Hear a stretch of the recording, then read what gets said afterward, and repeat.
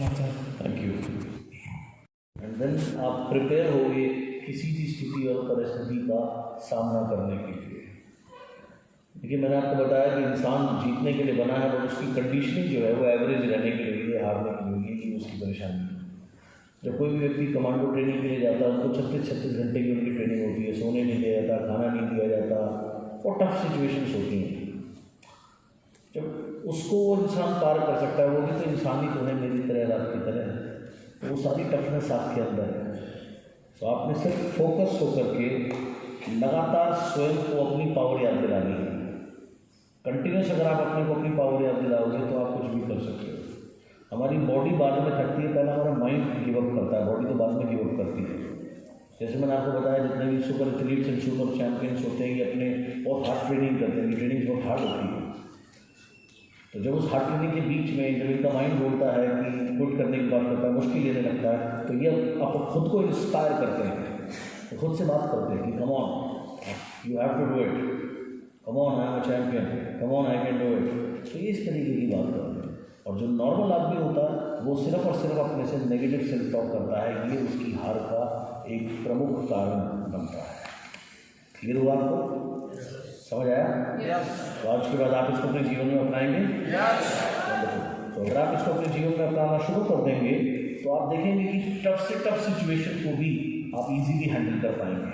Tough से tough situation में भी आप इजी रहेंगे।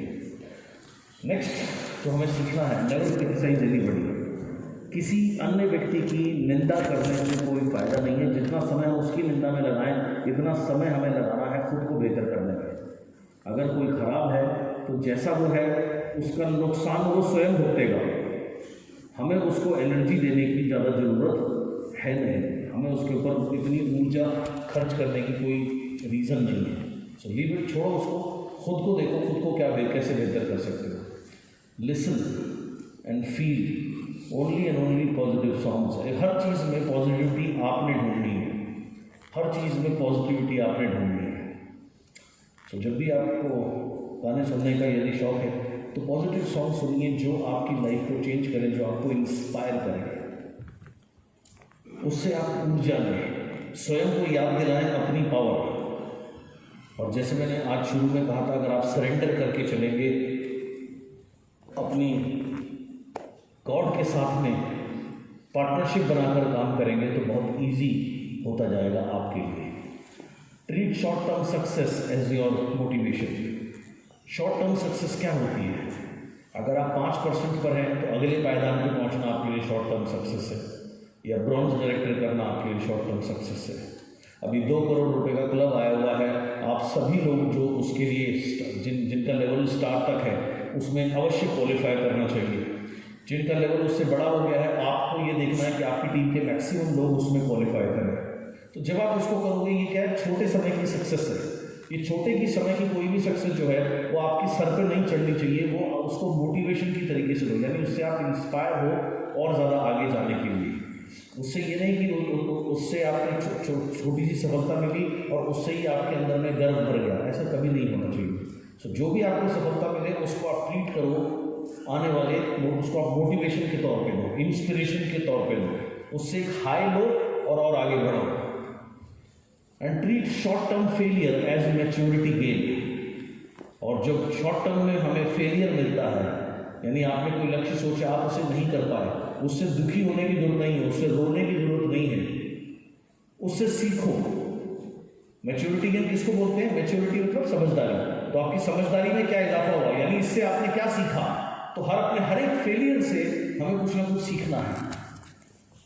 जो भी आपने कुछ लक्ष्य रखा, आप उसे अचीव नहीं कर पाए, जहाँ सोचा वहाँ नहीं पहुँच पाए, तो अपने अंदर खंगालो और अपने प्रयास में और क्या चीज़ और बढ़ानी है, अपनी प्रैक्टिस में और क्या चीज़ डालनी है।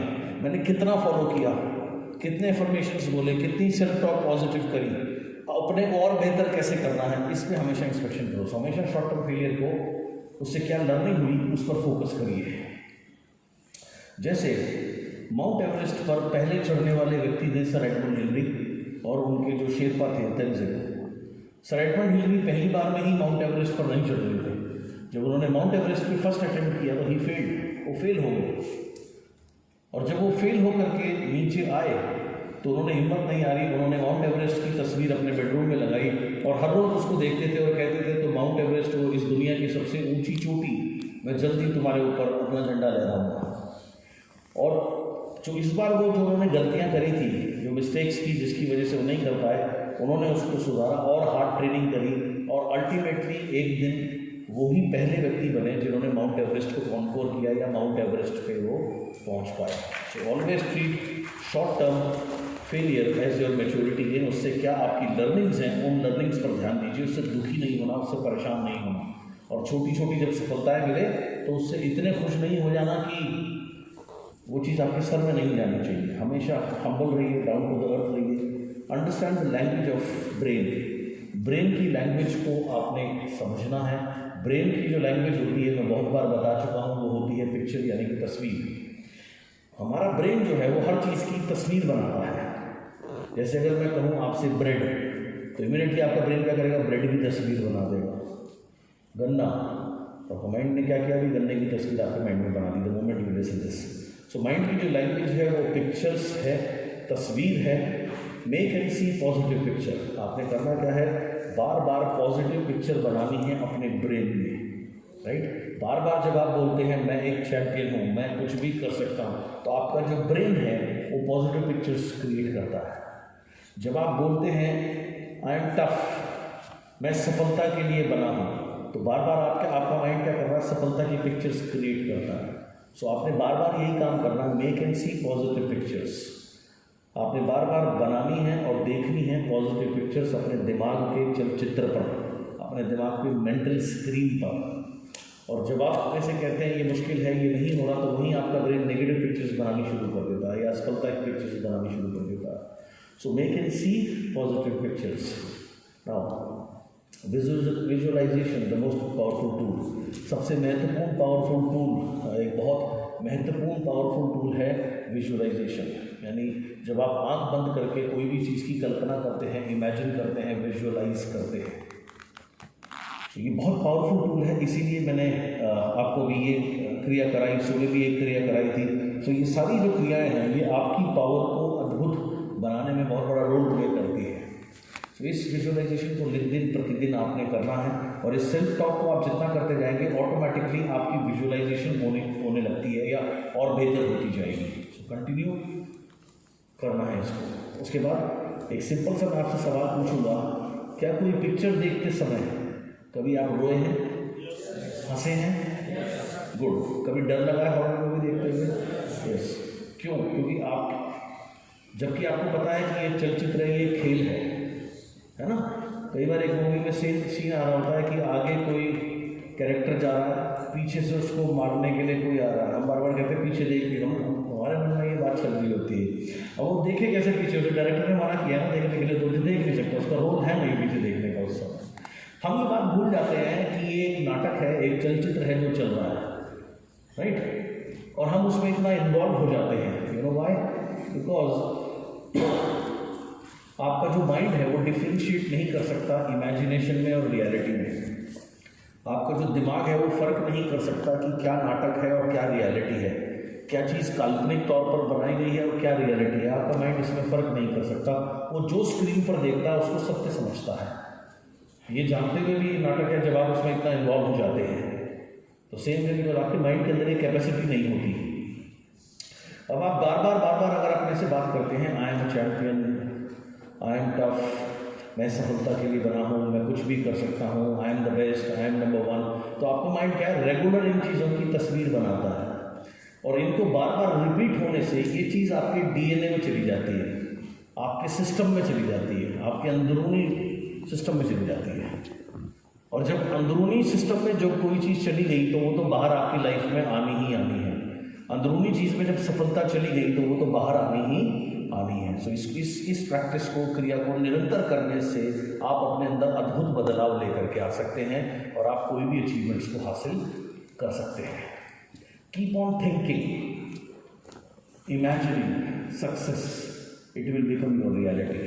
आपको लगातार क्या करना है, सफलता के बारे में सोचना है, सफलता की कल्पना करनी है, विजुअलाइज करना है और यही आपकी सच्चाई बन जाएगी।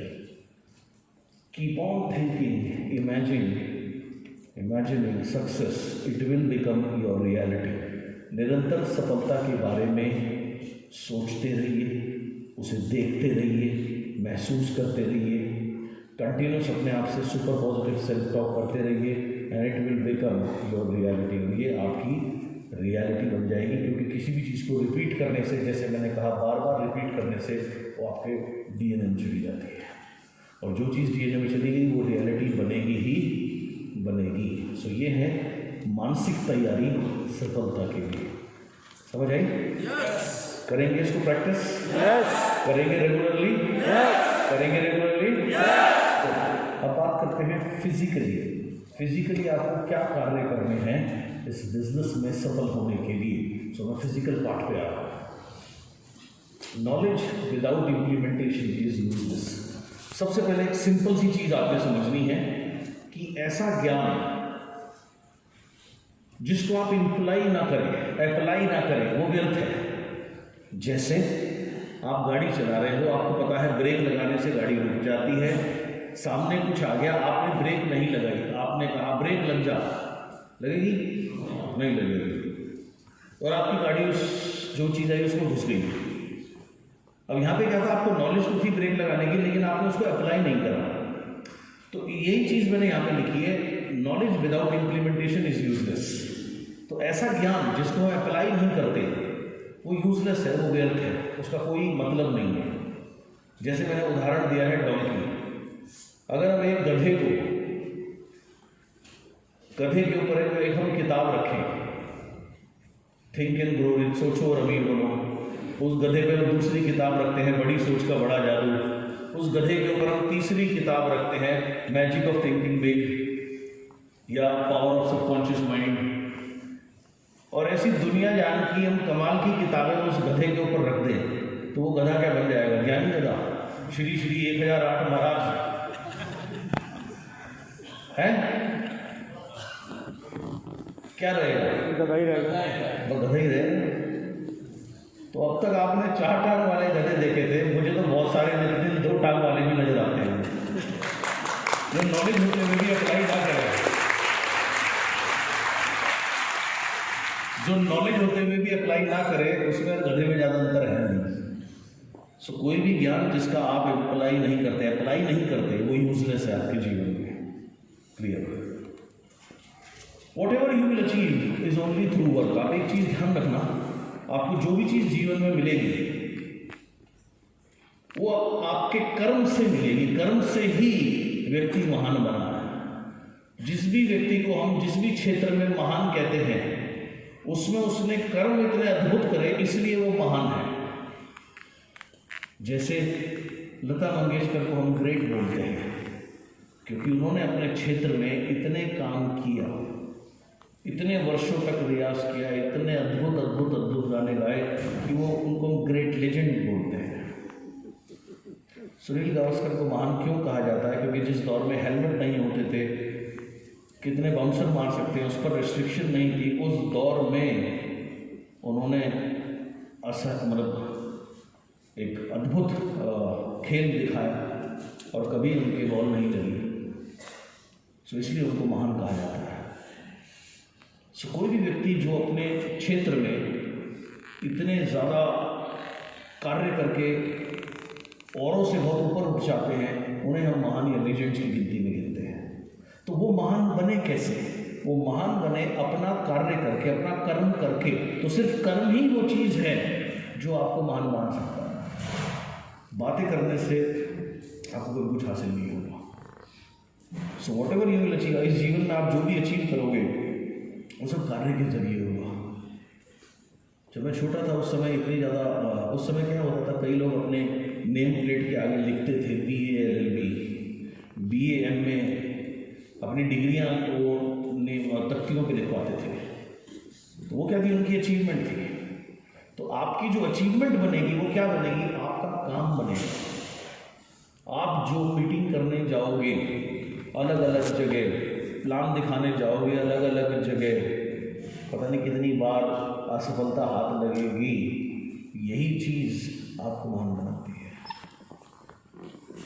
जो लोग मुझे बहुत क्लोजली जानते हैं उन्हें बहुत अच्छे से पता है मुझे गर्मी थोड़ी सी ज़्यादा लगती है, गर्मी से बड़ी इरिटेशन होती है, पसीने भी ज़्यादा आते हैं। मेरी पुरानी कंपनी में कुछ ऐसी स्थिति हुई कि मुझे देहात क्षेत्र में काम करना पड़ा। यहाँ के आसपास पता नहीं कितने अनगिनत गाँव हैं जहाँ जाकर के मैंने मीटिंग्स करी। उससे पहले मैंने कभी ये कार्य नहीं करा था, लेकिन जब ज़रूरत पड़ी तो मैंने ये कार्य भी किया। आप कोई भी नाम लो, आप तमिलनाडु लो, वहाँ मैंने एक्सटेंसिवली ट्रैवल किया। आप उड़ीसा बोलो, वहाँ मैंने एक्सटेंसिवली ट्रैवल किया 15-15 दिन। आप कर्नाटका बोलो, वहाँ मैंने एक्सटेंसिवली ट्रैवल किया बिना भाषा के जाने हुए, क्योंकि मैंने ये ऐसे ऐसे काम करे हैं। इस वजह से थोड़ा सा मेरा कद मेरे काम में बढ़ गया है, बाकी कोई आप मेरे में ज़्यादा अंतर है नहीं। तो आप भी अपने क्षेत्र में अगर आप एक्स्ट्रॉर्डनरी काम करोगे और रेगुलर करोगे तो धीरे धीरे आप दूसरों से आप ऑटोमेटिकली ऊपर आने लगते हो या आप अलग नज़र आने लगते हो। और यही निरंतरता अगर आप बरकरार रखो तो आप धीरे धीरे ग्रेटनेस की श्रेणी में आते हो, और ग्रेटनेस के बाद फिर लीजेंड्स की श्रेणी आती है। तो आपका कर्म क्षेत्र जो है, कर्म करके आप कुछ भी बन सकते हो। ग्रेट बनने के लिए ना गोरा होना जरूरी है, ना कोई और क्वालिफिकेशन है। ये टोटल आपके कर्म के ऊपर है, और आपका कर्म करने से आपको कोई नहीं रोकता। आप स्वयं ही रोकते हो या आप स्वयं ही रोकते हो। Nobody stops you. सो आपको ये चीज़ समझनी है, only through work you can become great. What ever you will achieve only through work. Foreign का एक कॉन्सेप्ट है, वहाँ पर बोलते हैं थैंक गॉड इट्स फ्राइडे, क्योंकि वो लोग मंडे टू फ्राइडे काम करते हैं। फ्राइडे हाफ डे या फ्राइडे शाम से वो पार्टी करना या एंजॉय करना शुरू करते हैं। सैटरडे संडे वहाँ कोई काम नहीं करता, ऐसा कल्चर होता है, और मंडे को फिर काम पे जाते हैं। बट छुट्टियों को एंजॉय करिए, लेकिन छुट्टियों से ज़्यादा आपको यादगार जो चीज़ें बनाएंगी वो यही बनाएंगी कि आपने किस क्षेत्र में जाके कौन से क्षेत्र डेवलप किए, क्या किया। सो हमेशा काम ही वो जरिया है जो आपको आगे बढ़ाएगा। इसीलिए मैंने लिखा है यहाँ पर, और मेरा मानना है work is a gateway of success. कार्य गेटवे है, द्वार है ग्रेटनेस का। Work is a gateway of greatness. आपको ग्रेट बनना, आपको ग्रेट नेटवर्कर बनना बहुत सरल है। जितनी मैंने आपको आज स्पिरिचुअल मेंटल चीज़ बनाई उन्हें पकड़ लो और डेली फील्ड में जाकर काम करो उनको, उनके साथ में। अगर आप ये करोगे तो कुछ टाइम बाद आप ऑटोमेटिकली ग्रेटनेस की गिनती में आने लगेंगे। सिंपल है।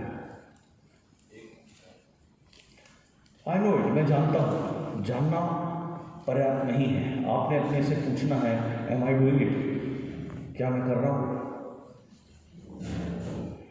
जैसे मैंने कहा, अगर कोई चीज़ आप जानते हुए भी नहीं करते तो वो जानने से आप कामयाब नहीं बनेंगे, उसको अप्लाई करने से आप कामयाब बनेंगे। So knowing is not enough, doing is. Now big money, हर कोई ये सवाल मुझसे पूछता है, बड़ा पैसा कैसे कमाएं। रोज मुझे अनगिनत मैसेजेस मिलते हैं, मुझे आपसे मिलना है, मेरा बिजनेस नहीं हो रहा, ये नहीं हो रहा, वो नहीं हो रहा। नटशेल में सबको बड़ा पैसा चाहिए। और बड़ा पैसा कैसे आता है, आइए देखिए। Big money simply comes from big turnover.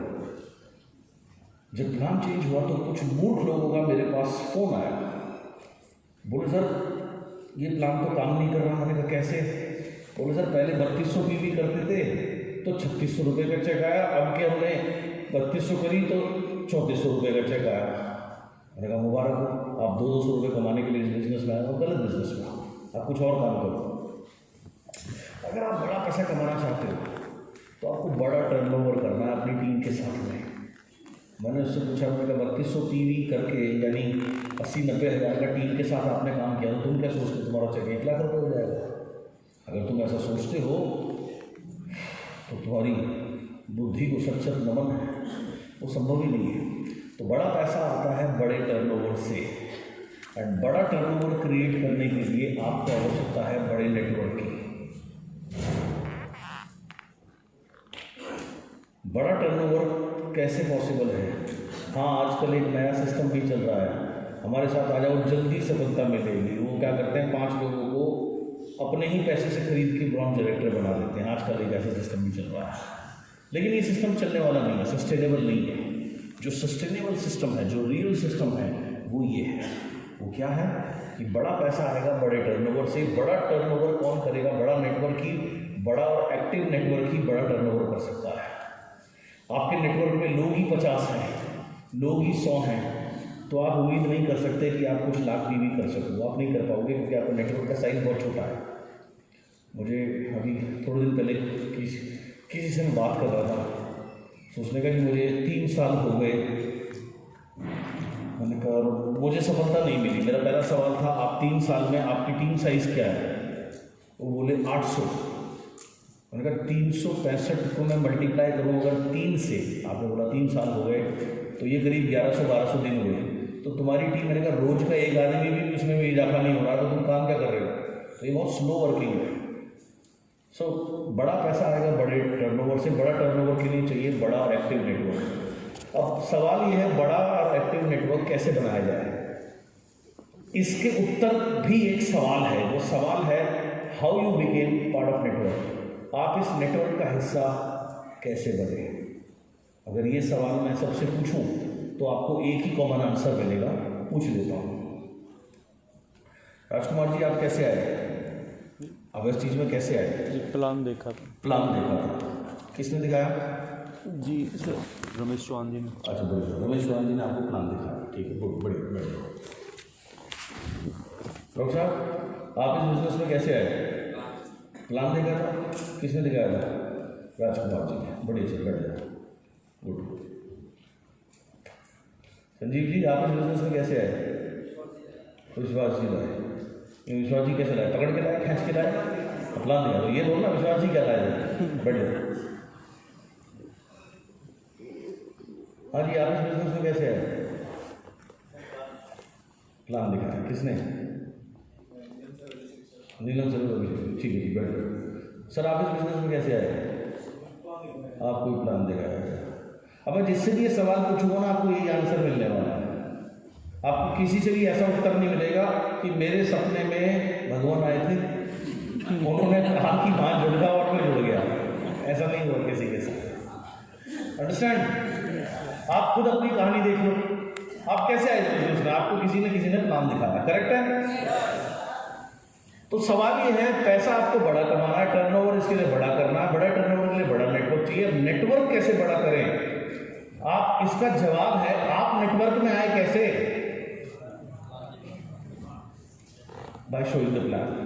तो जब आप प्लान देख करके आप नेटवर्क में आए, यही काम आपको आगे करना है।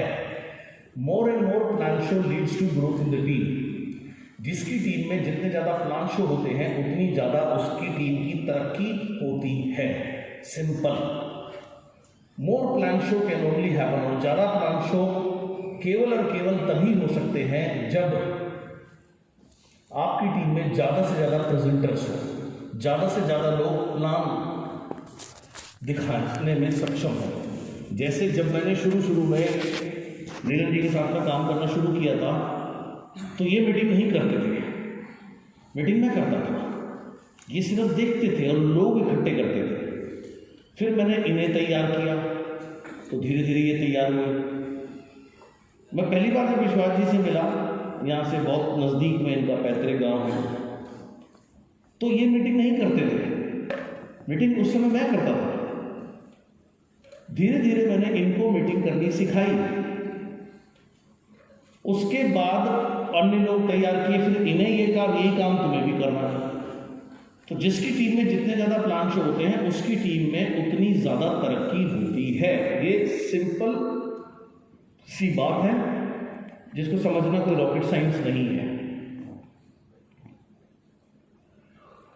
अब इस बिजनेस में 3 स्टेजेस आती है। Stage 1, depend on upline.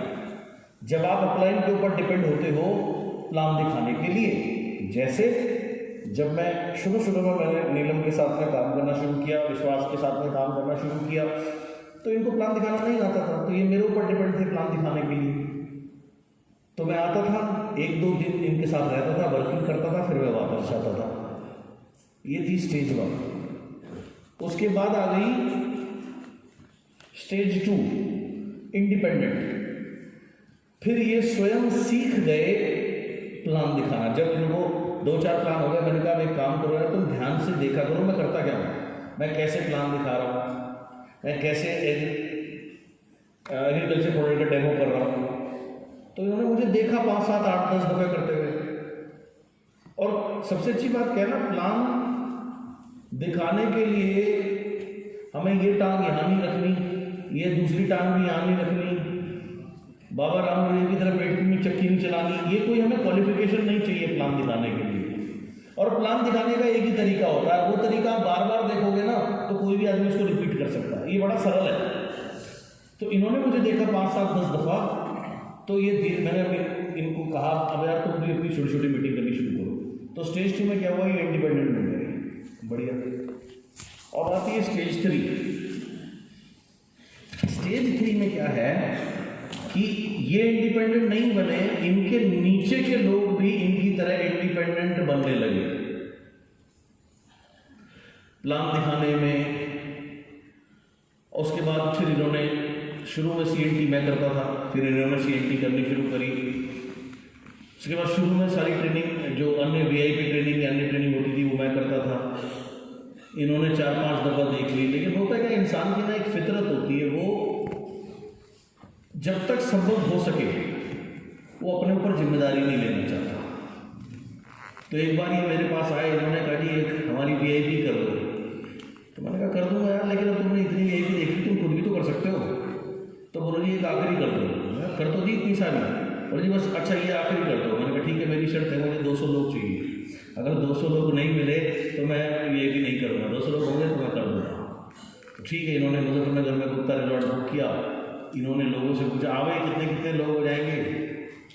जवान का क्या है ना, इसमें हड्डी नहीं होती तो हिलाने में कोई तकलीफ नहीं होती।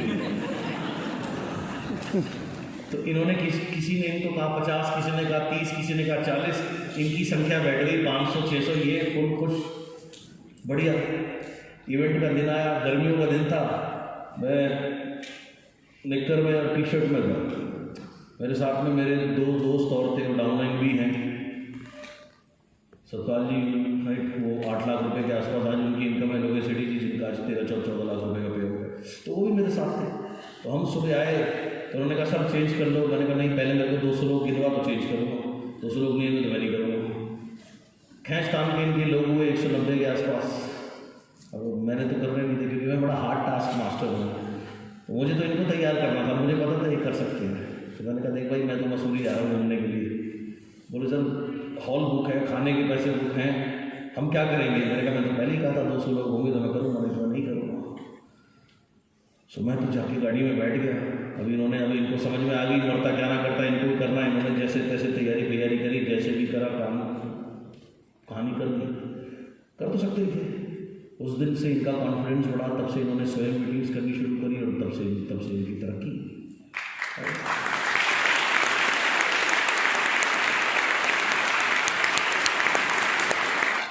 इस बिजनेस में 3 स्टेज आती है। पहली स्टेज में आप अपलाइन के ऊपर डिपेंड हो। जैसे एक छोटा बच्चा होता है ना, हर चीज़ के लिए पापा मम्मी आएगी खिलाएगी, सुसु भी आएगी तो मम्मी कराएगी, तो वो स्टेज होती है। Stage 1 dependent on upline. Stage 2 आत्मनिर्भर, अभी आत्मनिर्भर हो गए, स्वयं मीटिंग करने लगे। स्टेज 3 जब इनकी टीम में इनके जैसे लोग CNT करने लगे, इनके जैसे ट्रेनिंग करने लगे, वो है स्टेज 3। ये 3 स्टेज है। अब अगर मैं आपसे एक सवाल पूछूं, where is the money, money कौन सी स्टेज में है? हाँ 100% करेक्ट है, money is in stage 3। Money कहाँ है? स्टेज 3 में है। बहुत से लोग जो रोते रहते हैं वो स्टेज 3 तक नहीं पहुँचे, इसलिए वो रोते हैं। अब ये समझ आया, स्टेज 1, स्टेज 2, स्टेज 3, गुड। अब अगला सवाल, स्टेज 3 तक कैसे पहुँचे? तो चिंता मत करो, आज मैं आपको सब बता के जाऊँगा।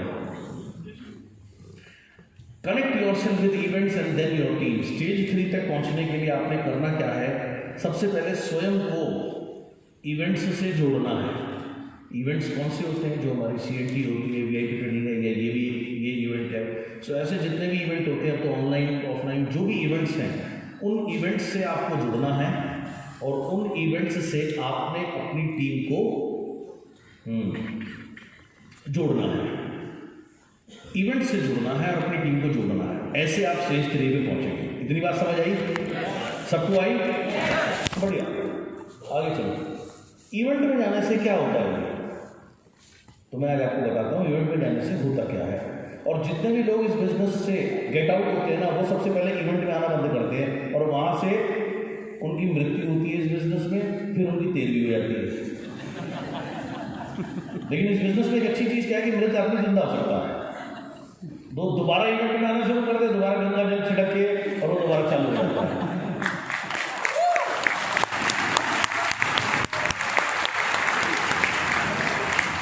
तो जब आपका जो डाउनलाइन इवेंट से गायब होना शुरू हो जाए, एक माला ले आया करो उसके नाम की, और वो नहीं आएगा उसके नाम पे माला चढ़ गई। और जब वो इवेंट में आना शुरू हो जाए, वो माला उतार करके गंगा जल छिड़क दिया करो उसके ऊपर, वो चालू हो गया। तो इवेंट ये रोल प्ले करते हैं। अब इवेंट में जाने से होता क्या है? इवेंट में जाने से होता है माइंडसेट। इवेंट में जाने से पहले आदमी का सबसे पहले माइंडसेट होता है किस चीज के लिए, कि हाँ इतनी बड़ी सफलता है इस बिजनेस में और मैं भी कर सकता हूं। ये माइंड में आना तो बहुत ज्यादा जरूरी है और सारा माइंडसेट का खेल है, ये घर में बैठे नहीं हो सकता। इवेंट में आने से देखिए क्या चेंज हुआ है। डॉक्टर साहब इधर आएंगे, आ जाओ आ जाओ जल्दी आओ, माइक दे लो, स्टेज पे क्यों बैठे? अपनी सोनी सी शक्ल दिखाओ जरा सबको। गुड। इस बिजनेस में आने से पहले सर आप क्या करते थे? मैं लगभग कितने पैसे कमाते थे सर? 20-25 हज़ार। बोलो छोरा देख के 25-30 जी जी जी जी गुड, बढ़िया। तो आप प्रैक्टिस करते थे, प्राइवेट प्रैक्टिस करते थे, 25-30 हज़ार रुपये कमाते थे, बहुत बढ़िया जी सर। तब आपको आप कहते थे बड़ा डर भी लगता था आपको कहीं ट्रैवल करने से, इससे उससे, वो भी आपकी मानसिकता थी? मैं बाइक नहीं चला सकता था, मैं डर लगता कहीं बाइक टक्कर ना मार दे, किसी भी चढ़ ना जा। मैं बाइक नहीं चलाता था, आज तक नहीं चलाता हूँ। डर के मारे बाइक नहीं चलाते? आज तक नहीं सीखी। उसके बाद आज आपकी आमदनी कितनी है? सर मेरी इनकम 2.5 लाख रुपये सर। 2.5 लाख रुपये, वेरी नाइस। गाड़ी वाड़ी कुछ ली? सर 2 गाड़ी, हाँ 2 गाड़ी चलाता हूँ सर। डर तो लगता? अब बोर्डर भी खेलना चाहता हूँ, वो ड्राइवर भी नहीं है मेरे पास। बढ़िया। तो आपको पहले पहाड़ पर जाते हुए डर लगता था, अब तो लगता? नहीं सर, चलिए एक बार शिमला लेके गई थी आप हमें, हाँ पहले ऐसी चोरी करवाई थी, तो जब पहाड़ी में गाड़ी जा रही थी, मैं तो लग रहा था, मैं कह रहा ये भी तो आ गया, दोबारा नहीं आ रहा जी। और अब मैं चाह रहा हूँ कब कर रहे हो वहाँ से पूछ चलो, पहले सबसे पहले मैं चलूँ। अब देखिए इवेंट्स में आने से पहले होता क्या है, ये तो मैं कमाई दमाई की बात करी, सबसे बड़ी बात आपको बताता हूँ मेंटेलिटी की। जब इन्होंने इस बिजनेस में आए, काम करना शुरू किया, तो शुरू में क्या होता है आदमी का ना माइंडसेट ज़्यादा होता नहीं, ठीक है आदमी पैसे के व्यापार के हिसाब से थोड़ा बहुत कार्य करता है। तो इनका डायरेक्टर लेवल हुआ यहीं आपकी शामली में ही, कृष्णा होटल है मेन रोड पे, दिल्ली रोड पे। तो उसमें मुझे आना था कोई ट्रेनिंग करने के लिए, तो नीलम जी ने इनको कहा कि ऐसे ऐसे भाई तुम्हें रिकग्नाइज किया जाएगा, यानी आपको फूल वगैरह दिए जाएंगे, तो अच्छे कपड़े पहन के आना। तो नॉर्मल लाइफ में जो होता है ना, वो उसकी परिभाषा ही कुछ अलग होती है। तो ये चप्पलों में आ गए, दाढ़ी इतनी बड़ी हुई थी, टाई का तो कोई काम नहीं था, कमीज बाहर थी। तो नीलम जी ने इनको देखा और इनको कहा कि जी चप्पल क्यों पहन के आए हो, लो 300 रुपये, आप जूते पहन के आओ सबसे पहले। तो अब ये अब इनकी मेंटेलिटी, इन्होंने क्या सोचा, ये 300 रुपये भी दे रहा है, बाद में 300 रुपये का बोझ चढ़ा देगा मेरे ऊपर। इनके गांव का कोई व्यक्ति यहीं शहर में दुकानदार है, उसके पास गए, बोले भाई जूते दिखा आपने, उसके जूते देखे, काले थे, इनके पिटा गए, इन्होंने उसके जूते पहन लिए, शेविंग शाविंग भी करा ली। उसके बाद ये आए, अब नीलम जी ने देखा भाई ठीक है जूते भी पहन लिए, सब कुछ हो गया, अभी बोले भाई कमीज और अंदर कर लो। तो ये क्या बोलते हैं, अबे वो सुन, तेरी इतनी बात सुन ली, अब नहीं सुनूंगा।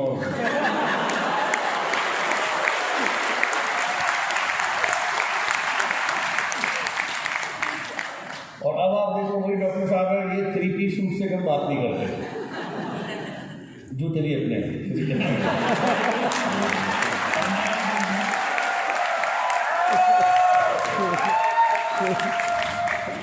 शेव देखो, एक दिन बिना शेव के नहीं बोलते, क्या चिकनी शेव बना रखी है।